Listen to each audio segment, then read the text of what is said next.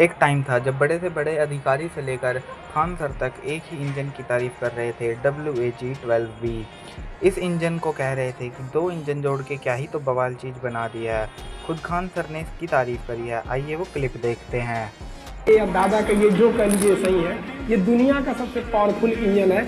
एक ट्रक जो होता है ना, अमूमन 10 टन का वजन लेके जाता है, यानी 600 ट्रक जितना सामान लेके जाएगा ना, ये अकेले लेके चला जाएगा।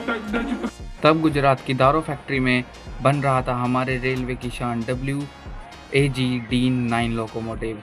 ये अकेला ही 9000 तक की हॉर्स पावर रखता है और ये इंडिया का सबसे बेस्ट इंजन है।